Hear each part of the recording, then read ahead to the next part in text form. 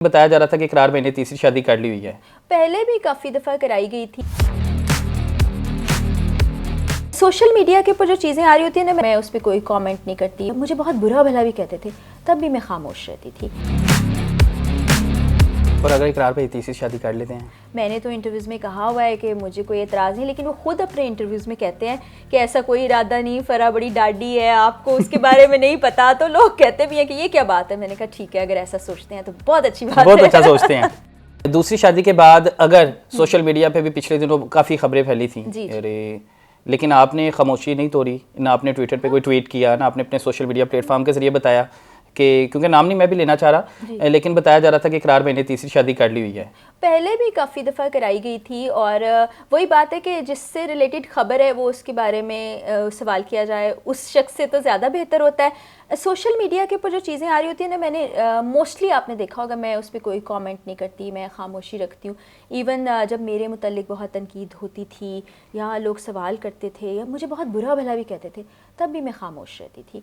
क्योंकि मैं वही बात करूँगी तलहा, जो मैंने पहले कही कि लोग नहीं जान रहे होते आपकी ज़ात के बारे में, आपकी ज़िंदगी के बारे में। उनको सिर्फ आपकी इंस्टाग्राम पे तस्वीरें नज़र आ रही होती हैं, सोशल मीडिया पे आपकी चीज़ें नज़र आ रही होती हैं, वीडियोस नज़र आ रही होती हैं। आप एज अ इंसान कैसे हो, आपकी लाइफ कैसी गुजरी या अब कैसी है या आइंदा क्या होगी, वो नहीं जानते। तो ठीक है, समहाउ वो जो कुछ कहते हैं उसको आपको ज़्यादा दिल पर लेने की ज़रूरत नहीं। शुरू में मैं थोड़ा डिस्टर्ब होती थी, लेकिन वक्त के साथ मैंने सीख लिया कि इन चीज़ों को बॉदर नहीं करना। फोकस ऑन योर सेल्फ, आपकी अपनी ज़ात क्या है, आपकी ज़ात से जुड़े हुए लोग कैसे हैं, आपका आपस में ताल्लुक़ क्या है, वो बड़ा ज़रूरी है। और अगर इकरार पे तीसरी शादी कर लेते हैं? मैंने तो इंटरव्यूज़ में कहा हुआ है कि मुझे कोई एतराज़ नहीं, लेकिन वो खुद अपने इंटरव्यूज़ में कहते हैं कि ऐसा कोई इरादा नहीं, फरा बड़ी डाडी है, आपको उसके बारे में नहीं पता। तो लोग कहते भी हैं कि ये क्या बात है। मैंने कहा ठीक है, अगर ऐसा सोचते हैं तो बहुत अच्छी बात है, बहुत अच्छा सोचते हैं। अच्छा सोचते हैं। सबसे ज़्यादा इकरार भाई के साथ टूर करने का कहाँ पे कोई यादगार लम्हात? बहुत यादगार लम्हात हैं। अभी कल रात ही हम बैठे हुए सोच रहे थे, आपको बताऊं कि इकरार ने और मैंने ज़िंदगी की पहली बर्फ़बारी एक साथ देखी थी, और ये 2018 की बात है। उससे पहले नाम हम हालांकि मरी जाते हैं, कहाँ कहाँ जाते हैं, नहीं देखी थी बर्फ़बारी। इकरार ने भी नहीं देखी थी। 2018 में हम स्विट्ज़रलैंड में थे, तो इकरार ने वीडियो मुझसे शेयर की, तो वो मेरी बड़ी खूबसूरत मेमोरी है। उसके बाद हमारा अमेरिका का टूर बहुत खूबसूरत था, यूरोप का टूर बहुत खूबसूरत था। टर्की हम याद कर रहे थे कि हम एक रेस्टोरेंट को तलाश कर रहे थे, हम घूमते जा रहे हैं घूमते जा रहे हैं। अच्छा, मैप बता रहा है कि रेस्टोरेंट यहाँ पर है, मिल ही नहीं रहा हमें। उस दौरान ना बड़ी तेज़ आंधी तूफ़ान आ गया, और मैंने बैग में ना बैकपैक में जैकेट रखी थी, वो निकाली और हम शेल्टर के लिए एक साइड पे आए।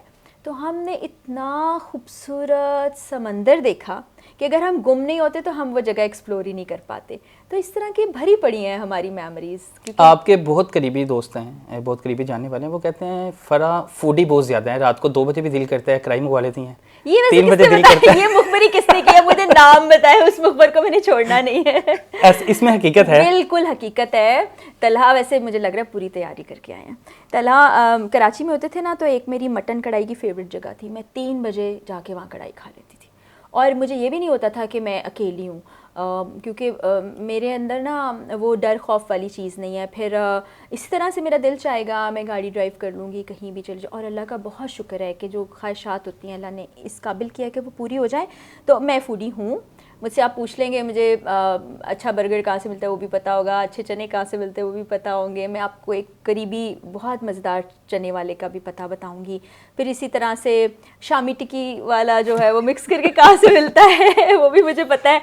अच्छा, हर तरह के खाने खाने का मुझे शौक है। खाती बहुत कम हूँ, लेकिन खाती ज़रूर। ऐसा होता है कि किसी रेस्टोरेंट में खाना खाने चले गए तो हजूम जमा हो गया? मुझे देख के इतना नहीं होता, पहचान जाते हैं तो वो ज़रा जब इकरार भाई के साथ जाती हूँ, उफ, बाज़ों का तो खाना जो है ना वो मुश्किल हो जाता है खाना खाना, कि इतने लोग आते हैं। और मैं कहती हूँ कि मैंने इकरार को और वसीम बदामी को, दोनों को बहुत हम्बल देखा है कि वो सब कुछ छोड़ के पहले कहेंगे जो लोग आए हैं वो प्यार से मोहब्बत से आए हैं, पहले हम सेल्फीज़ बना ले, चाहे वो सैकड़ों लोग ही क्यों ना हो।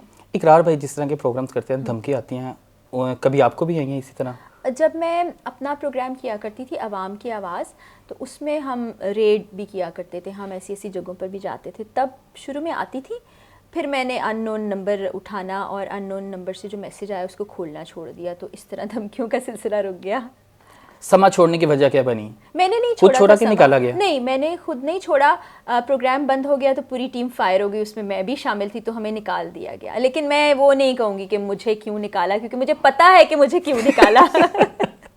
सोशल मीडिया पर आजकल आप इन है जी, सैटेलाइट पे लोग आपको देखना चाहते हैं, कब आ रही हैं? मुझे तलहा लगता ये है कि सोशल मीडिया जो है वो हमारे मेन स्ट्रीम मीडिया से ज़्यादा पावरफुल है।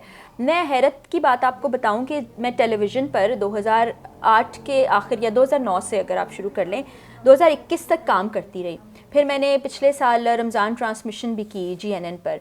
मैं मुख्तलिफ़ TV चैनल्स जिसमें ARY है, समा है, अब तक है, बोल कुछ अरसे के लिए, फिर उसके बाद दोबारा समा काम करती रही। मुझे लोग उस तरह से नहीं पहचानते थे। अब मैं, आप यकीन जाने, रेस्टोरेंट में जाऊँ, कॉफ़ी शॉप में जाऊँ, किसी ग्रोसरी शॉप में चली जाऊँ, कहीं शॉपिंग के लिए जाऊँ, लोग कहते हैं आपका व्लॉग हमने देखा था। इट मीन्स कि सोशल मीडिया पे लोग आपको ज़्यादा देखते हैं, ज़्यादा पहचानते हैं और माल भी ज़्यादा आता है। सुनने में है वो कि अब ये तो आपकी सवाल है। व्यूअरशिप भी बहुत ज़्यादा है और आप भी हज़ारों डॉलर्स कमा रही हैं। हाँ, साल के हज़ारों कमा लेती होंगी शायद। महीने के मैं अभी एक जगह स्क्रीनशॉट भी दिखा रही थी अपना कि वो पिछले महीने $263 कमाए हैं मैंने। आपको भी दिखा सकती हूँ। मुझे लगता है कि आप ये टैक्स ना अदा करना पड़े इसलिए वो छुपाती हैं कि मकान रेंट पे है, मैं कमाती नहीं।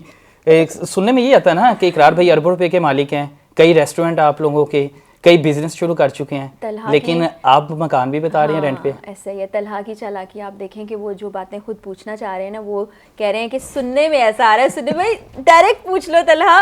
ये वो चीजें हैं जो लोग सुनना चाहते हैं। सोशल मीडिया पे ऐसी अफवाहें उड़ती हैं, आम है। नहीं, देखिए कमाते हम अच्छा है। जब मैं अपनी जॉब करती थी, मेरी पहली जॉब जो थी उसमें मेरी तनख्वाह थी 27,000 रुपये। दूसरी जॉब जो मेरी थी 2009 की बात बता रही हूँ, उसमें मेरी तनख्वाह थी 40,000 रुपये, जिसमें टैक्स कट के मुझे कुछ 33 या 37,000 रुपये मिलते थे। मुझे सही याद नहीं है इस तरह से कि कितने मिलते थे। उस दौरान मैंने बड़ी मुश्किल से लाख रुपया जमा किया और एक मेहरान मैंने किस्तों पर ली जिसकी 7,500 रुपया किस्त जाया करती थी। उसके बाद जब मैं ARY में चली गई तो मेरी लाख रुपये के करीब सैलरी हो गई, टैक्स वैक्स कट के इतना मिल जाता था। फिर उसके बाद जब मैं समा गई तो थोड़ा सा फ़र्क था, सैलरी का बहुत ज़्यादा नहीं था। फिर उसके बाद मैं जब अब तक पर थी और अब तक से लेकर बोल जाने के वक्त तक कोई 2-2.5 लाख के दरमियान तनख्वाह थी। समा पे फिर जब मैंने दोबारा रीजॉइन किया थोड़ी ज़्यादा तनख्वाह थी, मतलब 2.5 से थोड़ी ज़्यादा हो गई।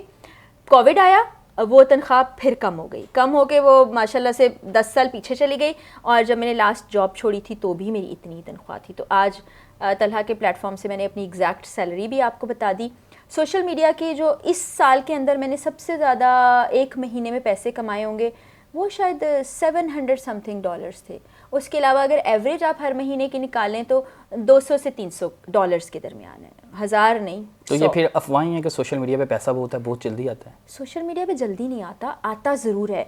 अगर आपके व्यूज़ जो हैं मिलियंस क्रॉस कर जाएं। मैं आपको एक एवरेज बता देती हूँ कि 5 लाख व्यूज़ के ऊपर एक एवरेज $250 से $300 के दरमियान बनता है। और 5 लाख व्यूज़ लेना पूरे महीने में काफ़ी हार्ड टास्क होता है। मिलियन पर पहुंचना फिर उससे भी हार्डर हो जाता है। जो लोग बहुत पुराना कर रहे हैं उनके आते भी हैं, लोग बहुत भी कमाते हैं, लोग मुनासिब भी कमाते हैं, लोग कम भी कमाते हैं। तो अगर वैसे कोई कमा रहा है तो उस पर मेरा ख्याल है एतराज़ नहीं होना चाहिए, मेहनत कर रहे हैं।